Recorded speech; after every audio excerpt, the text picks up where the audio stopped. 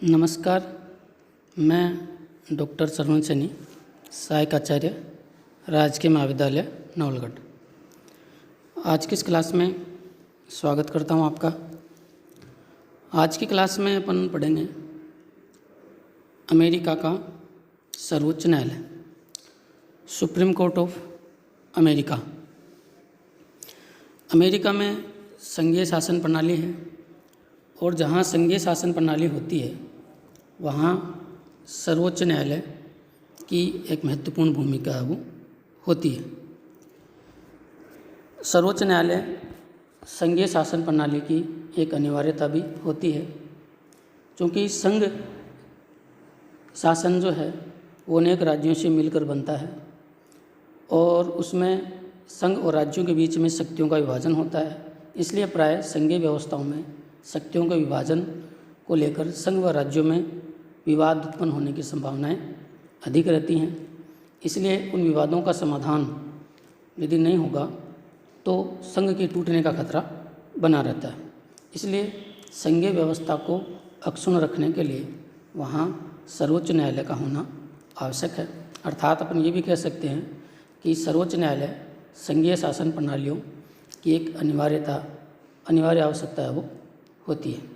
इसी कारण अमेरिकी संविधान निर्माताओं ने अमेरिकी संविधान में सर्वोच्च न्यायालय को स्थान दिया है और सर्वोच्च न्यायालय को संविधान के संरक्षण का दायित्व भी है वो सौंपा है।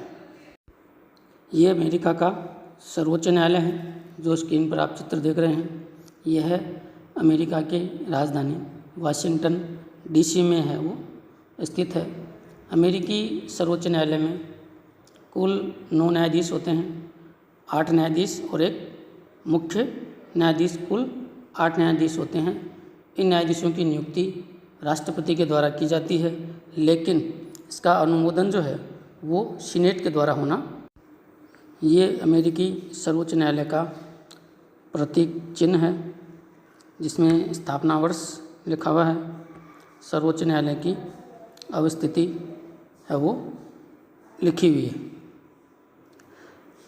अब आगे न्यायाधीशों की योग्यताएं, अर्थात अमेरिका में कौन व्यक्ति सर्वोच्च न्यायालय का न्यायाधीश बन सकता है। सामान्यतः संविधान विशेषज्ञों और कानून के विशेषज्ञों को ही सर्वोच्च न्यायालय में न्यायाधीश नियुक्त किया जाता है।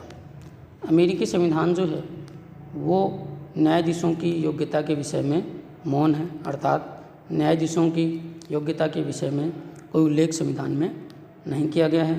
ख्याति प्राप्त विधिवेत्ताओं, विधि विशेषज्ञों को अमेरिका का राष्ट्रपति है वो न्यायाधीश है वो नियुक्त करता है। अब बात करते हैं न्यायाधीशों के कार्यकाल की कि न्यायाधीश का कार्यकाल क्या होता है। तो अपनी नियुक्ति के बाद न्यायाधीशों का कार्यकाल जो होता है वो आजीवन होता है। इसका अर्थ ये है कि न्यायाधीशों की नियुक्ति के बाद न्यायाधीश जब तक कार्य करने में सक्षम हो और जब तक कार्य करने के इच्छुक हो तब तक वो उस पद पर कार्य कर सकते हैं। उनके सेवानिवृत्ति की कोई निश्चित आयु संविधान के द्वारा है वो तय नहीं की गई। अब बात करते हैं न्यायाधीशों को हटाने की प्रक्रिया। भ्रष्टाचार और अन्य आरोपों के आधार पर न्यायाधीशों को हटाया जा सकता है, लेकिन हटाने के लिए संसद में महाभियोग लाना अनिवार्य है। अर्थात अमेरिका में न्यायाधीशों को महाभियोग की प्रक्रिया के अलावा अन्य किसी भी रीति से वो हटाया नहीं जा सकता। अब बात करते हैं अमेरिकी सर्वोच्च न्यायालय के शक्तियों की, अर्थात क्षेत्राधिकार की। सबसे पहले है प्रारंभिक क्षेत्राधिकार। चूँकि अमेरिका का सर्वोच्च न्यायालय देश की सबसे बड़ी अदालत है और इस कारण सर्वोच्च न्यायालय जो है का जो प्रारंभिक क्षेत्राधिकार है वो सीमित होता है। सर्वोच्च न्यायालय नीचे के न्यायालयों के निर्णयों के विरुद्ध अपीलों को सुनने का काम ही करता है। केवल 2 मामलों में सर्वोच्च न्यायालय को प्रारंभिक क्षेत्राधिकार प्राप्त है और प्रारंभिक क्षेत्राधिकार का मतलब है कि सर्वोच्च न्यायालय ऐसे मामले प्रारंभिक तौर पर सुनता है। ये दो मामले हैं। एक तो पहला तो ऐसे मामले जिनमें एक पक्ष अमेरिका की संघीय सरकार हो या कोई राज्य सरकार हो। दूसरे मामले ऐसे मामले जिनमें एक पक्ष कोई विदेशी राजदूत हो या कोई राजनयिक हो। इस प्रकार ये दो तरह के मामलों में ही सर्वोच्च न्यायालय को प्रारंभिक क्षेत्राधिकार है। सर्वोच्च न्यायालय के क्षेत्राधिकार में सर्वोच्च न्यायालय का दूसरा क्षेत्राधिकार है अपीलीय क्षेत्राधिकार। और जैसा कि भी मैंने आपको बताया कि सर्वोच्च न्यायालय का मुख्य क्षेत्राधिकार अपीलीय क्षेत्राधिकार ही होता है। अपीलीय क्षेत्राधिकार के अंतर्गत सर्वोच्च न्यायालय जो अपने से नीचे के जो न्यायालय हैं उनके द्वारा दिए गए निर्णयों के खिलाफ अपीलों की सुनवाई करता है, अर्थात नीचे के द्वारा दिए गए अदालतों के फैसलों की समीक्षा करने का काम सर्वोच्च न्यायालय करता है। अमेरिकी सर्वोच्च न्यायालय की तीसरी महत्वपूर्ण शक्ति है न्यायिक पुनरावलोकन की शक्ति। न्यायिक पुनरावलोकन की शक्ति वह न्यायपालिका की वह शक्ति होती है जिसके द्वारा न्यायपालिका, कार्यपालिका और विधायिका के द्वारा किए गए कार्यों की समीक्षा करती है। वर्तमान में अधिकांश देशों में न्यायपालिका न्यायिक पुनरावलोकन की शक्ति का प्रयोग करती है, लेकिन न्यायिक पुनरावलोकन की शक्ति की उत्पत्ति और सृजन है वो अमेरिका में ही है, सर्वप्रथम हुआ। और बाद में संपूर्ण विश्व ने न्यायिक पुनरावलोकन की शक्ति के प्रावधान को अमेरिका से ही ग्रहण किया। और यहाँ विशेष बात यह भी है कि अमेरिका के संविधान में कहीं भी न्यायिक पुनरावलोकन का उल्लेख नहीं, तो फिर वहाँ न्यायिक पुनरावलोकन की व्यवस्था आई कहाँ से?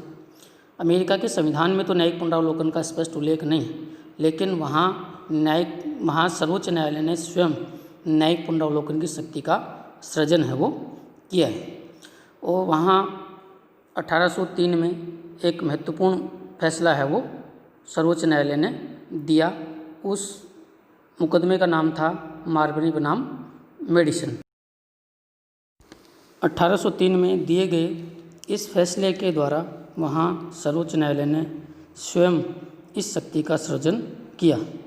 इस मुकदमे का फैसला तत्कालीन मुख्य न्यायाधीश मार्शल ने दिया और न्यायाधीश मार्शल ने इसका फैसला देते हुए कहा कि जब संविधान कठोर हो और संघीय शासन प्रणाली हो तो ऐसी स्थिति में न्यायपालिका के पास न्यायिक समीक्षा की शक्ति स्वतः ही है वो न्यायपालिका के पास है वो होती है। तो इस प्रकार इस फैसले के माध्यम से ही वहाँ न्यायिक पुनरावलोकन की शक्ति का सर्वोच्च न्यायालय ने स्वयं सृजन किया और उसके बाद से लेकर अब तक सर्वोच्च न्यायालय इस शक्ति का निरंतर प्रयोग कर रहा है।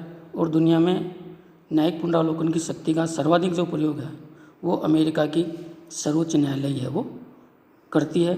और संपूर्ण विश्व में यह प्रावधान जो है वो अमेरिका से है वो अन्य देशों ने ग्रहण किया। धन्यवाद।